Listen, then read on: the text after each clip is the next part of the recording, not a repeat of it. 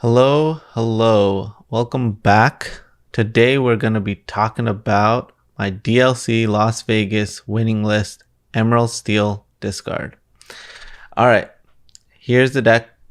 It's pretty straightforward, but the path to getting here was not so straightforward.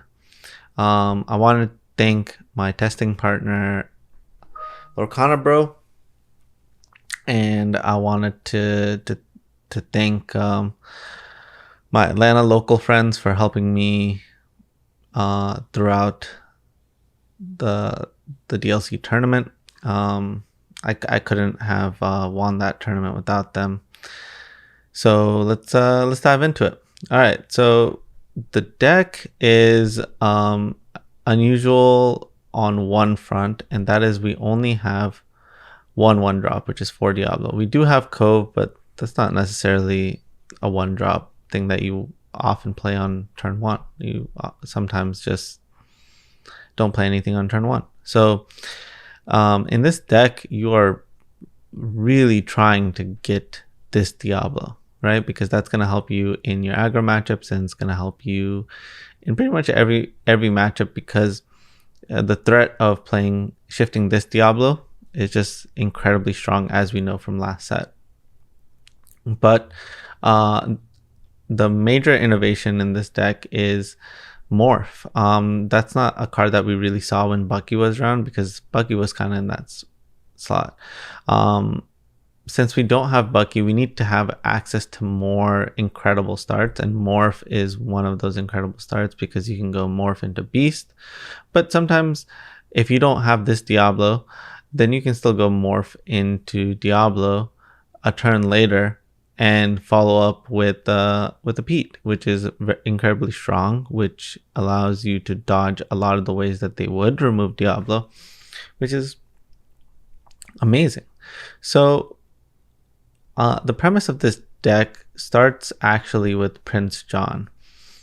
Like Bucky had a requirement for Floodborn, right? Prince John has a requirement for discard. So we have to play some unusual cards that just say discard on them. Anna's one of them that allow you to discard, but allow you to deal with some weird situations, with one of its modes being each opponent chooses and discards a card, but +2 power or attack this turn can be vital for you taking out a location. But the unusual one is banish chosen damaged character, which as a steel deck is pretty easy for you to do. And just being like deal with any type of situation type card. In addition, you can bounce it back to your hand with the Muses. So one of the matchups that was questionable, had a giant question mark on it, was the Amber Steel matchup. And so the Muses kind of shored that up. Of course, it's great in the mirror match, just because it can bounce Diablos and Morphs and Ursulas. It's just such a versatile card, and it's really hard to get off the board because it's got Ward. And we know it's powerful from Emerald. So yeah, the Muses it was one of the last additions, but once you played it in the deck, you saw how much application it had against the field. So love that. And then we have Tinkerbell as an additional card that we can shift onto the Morph, that can get you back into some questionable situations, especially against like green purple. I mean, green purple is hyper aggressive. Purple yellow is also hyper aggressive, and Tinkerbell really does a great job at getting you back into the game. All right, moving on to the actions and the songs. Hypnotize was one of the cards that really intrigued me to go back into green steel. I feel like people haven't thought about this card in the right way, and it hasn't gotten its chance to see the right amount of play. But if you think of this card as You Have Forgotten Me, which is an amber 4 ink card that makes your opponent discard a card, this card is actually just that card, but better rate and can never be dead, right? Because You Have Forgotten Me doesn't do anything when your opponent has 0 cards, or if they have 1 card, only half of that card, half of its effect works. Whereas this card costs 1 whole ink less, and you get to draw a card no matter what. And so this is definitely a card that I think has been undervalued for far too long and was a key piece in me figuring this out. I actually started with Spessie's red-green deck that was playing the new Robin Hood, the 4-drop Robin Hood, and there were hypnotizers in that list. And that's kind of how I circled back around to green steel by seeing the hypnotizers in that list and being like, this would be better in green steel. So moving on, we got the songs, pretty standard. Sudden Chill, Let the Storm Rage On, Strength of Raging Fire, all great with 3-drop Ursula. But we Don't Talk About Bruno, which is usually like a 2 of or 0, and especially in the Bucky version. The reason why you have to play this card now is because now you're playing Prince John, and that requires X amount of discard cards. And so, early on in testing, a lot of people I was testing with would suggest that we should cut We Don't Talk About Bruno, or we should cut some hypnotizers. And that doesn't work, because the more of those you cut, the weaker Prince John becomes. So if you are deciding to take this deck, try not to cut cards that say discard. Try to look from a different angle. I do think this is one of the rare decks that I've played after a tournament where I feel like I wouldn't make a single change, and I still feel like that, and it's been a week and a half, which is honestly a rare situation. And I think it's mainly because I don't think that there are that many cards that are viable in this deck. Like the card pool is kind of small, and I think that with set 6, maybe that will change. Most likely it will.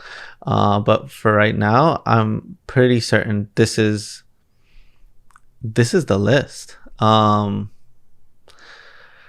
a while, I was thinking maybe I should cut 1 Prince John because it can be the worst draw engine, but it is vital for you to beat red purple, and that deck is going to remain 20% of the deck, 20% of the format, no matter what you do. So Prince John just can't go. So there's not really anything you can,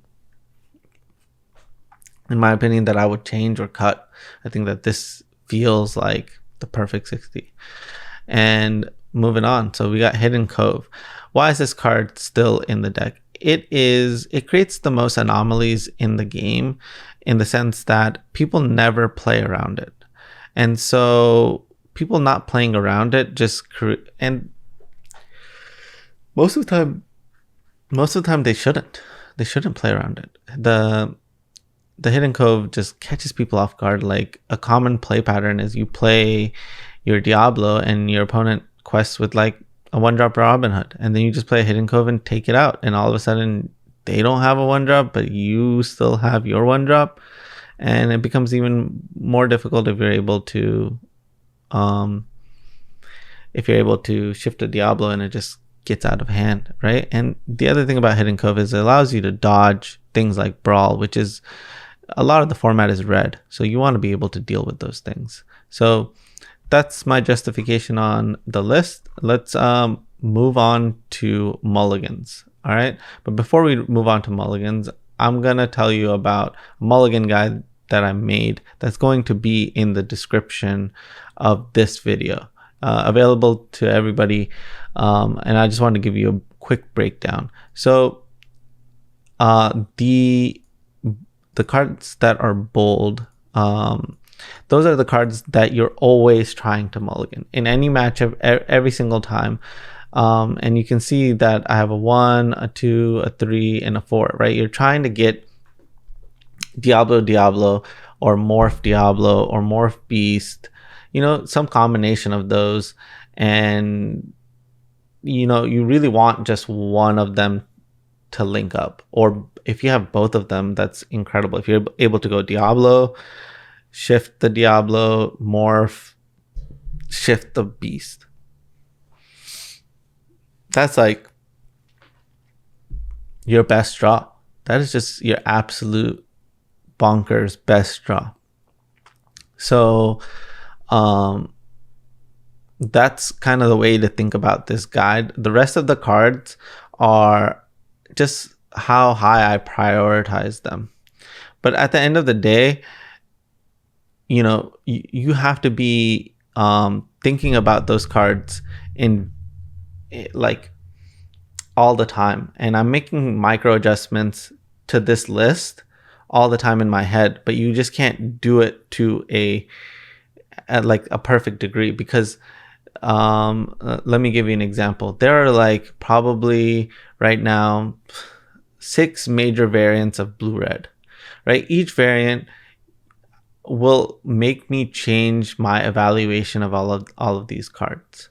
And there's probably like 4 or 5 purple reds floating out there, 10 different versions of blue steel, 10 different versions of amber steel, 4 different versions of green steel. But basically my point is that this guide exists to just guide you so far. The rest of the way, you have to constantly be reevaluating how you would mulligan against a different variant, right? Like if I'm playing against a purple red that is playing 0 be prepareds, that lowers the amount of songs in their deck. So Ursula Deceiver loses a lot of value. So you have to be thinking about that all the time and adjusting. And if you're not at that point yet, then follow this perfectly. And then when you're trying to up your game, then start thinking about it that way. And I think that your results will be better that way. All right, moving on. We're going to do some mulligan decisions, right? We're going to generate a hand, and then I'm going to tell you how I would mulligan, and we'll see what I end up getting. But make sure that you don't take into stock what I end up getting, right? Like if I mulligan X cards and I end up getting X cards and my hand ends up looking bad, don't justify that as, oh, I shouldn't have mulliganed this. That's really important to do that. And if you do that, then only then you can understand the deck fully. The beauty of this deck is not when you have those crazy hands. The beauty of this deck is how to navigate the game when you don't have the nuts. And that is going to be the biggest differentiator between you and someone else playing the deck and getting further in I feel like that's what differentiates me from other players, is that I was able to win with hands where I didn't have a 1-drop or a 2-drop. And that felt incredibly bad, and I felt so far behind. But it was one micro decision at a time that allowed me to get back into the game. So, sometimes you just have to mulligan 7. And in my last game on camera in Vegas, I didn't want to mulligan 7, but I had put it in the reps and the time and understood that I just had to mulligan 7. And I mean, luckily the cards played out the way that they did, and that allowed me to win. But they could have definitely gone the other way, and I would have had to play this adjustment game of, I don't have the hand that I want. Can I make this deck work for me? And that's the beautiful part about this deck. So if the deck is not working for you, like, just try to make every right decision and see what the result happens. And it's really hard to improve from that standpoint. All right, let's get started. All right, taking a look at this hand, we have a couple of different choices. Like Ursula, Sudden Chill, Ursula, Strength of a Raging Fire. I would consider keeping those, like Ursula, Strength of a Raging Fire, in against decks like the Mirror Match. But since I already have the Diablo, and against hyper aggressive decks, I mean, this Ursula is so good against yellow, purple, or purple green. Like this card alone just completely shuts down their strategy, especially when paired with the Strength of a Raging Fire. But we definitely don't want to keep, and in this example, we will be on the blind. So I think that in this example, what I would probably do is I would probably get rid of this Ursula. We don't talk about Bruno, this Diablo. We would keep the Morph, we'd keep the Diablo, and then we would be contemplating whether we want to keep any of these. So I'm like, okay, Morph and Diablo, I can still make it work. So what do I want to keep besides that? Do I want to keep this Strength, or do I want to keep this Sudden Chill? And I think that, let's just say for this example, I'm on the play, and then we'll also talk about the draw. If I'm on the play, I think that I'm actually going to get rid of Strength, because the Strength can upgrade up to a Storm. Whereas a Sudden Chill, at least I keep an action, and Diablo, a Morph, and Sudden Chill can all happen guaranteed, right? I can upgrade this Morph into a 1-drop Diablo, allowing me to do it faster, and I can also find a Pete, and that's why we want to still be an aggressive mulligan of 4. All right, so we're going to end up mulliganing 4, and let's see where we end up. So we don't end up finding the cards that we wanted, but you can still look at this in a pretty positive way. So if I was on the play, I would definitely ink the Muses, and I would consider keeping the We Don't Talk About Bruno. The reason why is because we want to play the Morph, and then we want to, the shift is gonna most likely happen on turn 3, and that turn we would want to discard the We Don't Talk About Bruno, and then we could play the Prince John and then sing the Sudden Chill, and that would be the most optimal way to sequence this hand. All right, let's move on to the next one. But before we do, what we'll say is we're playing against blue-red. All right, so new game. We're playing against blue-red. Now we have to think about what we should do here. All right, so immediately we have a Diablo. We have Morph. I do like Hidden Cove. Okay, so here are some considerations. Hidden Cove is often good, and Pete puts you in a weird spot, right? Like, you can, if you have the Morph and you went Diablo, and like the Hidden Cove is gonna play out well. And so, like with this hand, I think I would keep the Hidden Cove. There's not all of the hands I would keep Hidden Cove. So what I would probably do in this hand is Morph, Diablo, Sudden Chill, Hidden Cove, and I'd get rid of these 3. Basically, my thought process is I can upgrade this Diablo. If I'm on the play, I can put the real pressure on. If I'm not on the play, or I don't end up finding this 1-drop Diablo, then I can play Hidden Cove on 1, Morph on 2, shift the Diablo, and hook it up, because this is our counter to Hiram Flaversham. All right, so we're gonna get rid of these 3. Of course, Pete can stop a brawl, but a Hidden Cove, like Pete is just buy you an additional turn, and you want to chain Pete's into Pete's. But Hidden Cove is, their brawls are off until they deal with it, and Blue-Red has to find Maui in order to deal with it, and that's going to be like a 2-step on its own. So we're going to mulligan here, and this is what we end up with. Not the greatest, but it could be worse, right? So in this situation, most likely what we're going to do is ink the Tinkerbell, and we're not going to play the Hidden Cove, right? Because we need inkables, right? We ended up hitting 2 uninkables. So playing the hidden cove will put us in a spot where we have to ink the sudden chill, and all of a sudden we're in a spot where we don't have an action and we need to still draw off the top. And we know the sudden chill is valuable because we have the Prince John. So we rather not do the hidden cove. We're probably going to morph, play the Prince John, and then hopefully we draw an action and we're able to set up that play as well. All right, we'll move on to red purple. All right, so this is a new hand. We're looking at red purple and we're thinking about, okay, what are cards that are good in this matchup? Prince John is good in this matchup. It's actually extremely good in this matchup, but I don't think that you would want to keep all of them. So what we'd be looking to do is probably get rid of these. And the reason why we would keep this is because we have the amazing play of morph into beast, right? We could get rid of this Prince John and hopefully find one more naturally.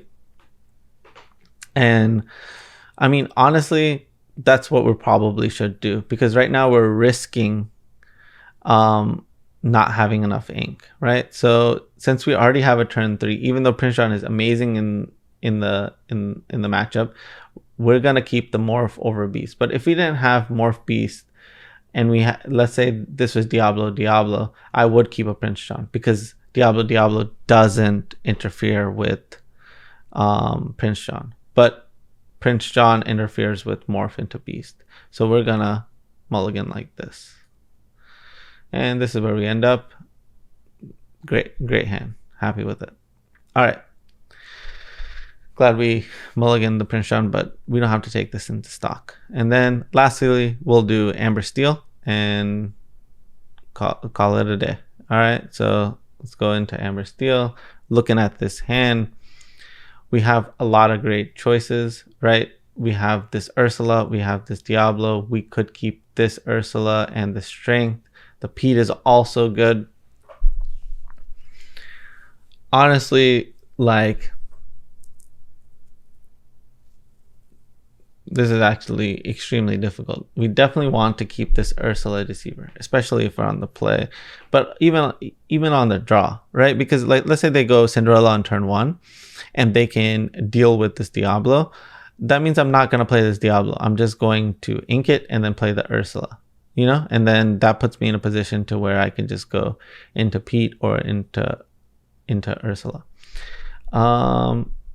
Honestly, with this hand, I'm starting to lean towards keeping this Strength, keeping this Pete, keeping this Ursula. And I think that I would probably get rid of this Hypnotize, and I think I would keep something like this, because I just think that these cards are just incredible in the matchup, and this card has upside if I hit a Diablo off of these 2 cards, but my hand still has flow without it.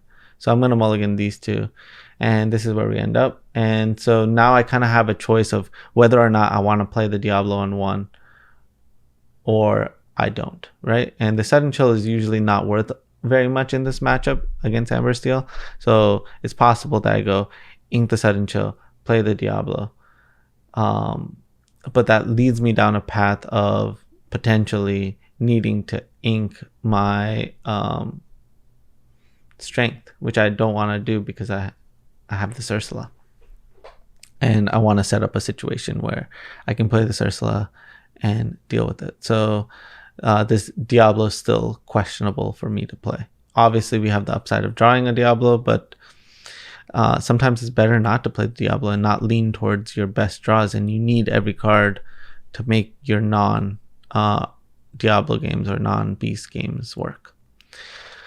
Anyways, guys, thank you guys so much for watching. If you guys have any questions about specific mulligans or anything, just post it in the comments, and I will try and answer all of y'all's questions. Thank you so much for watching, and I'll see you guys next time. Thank you.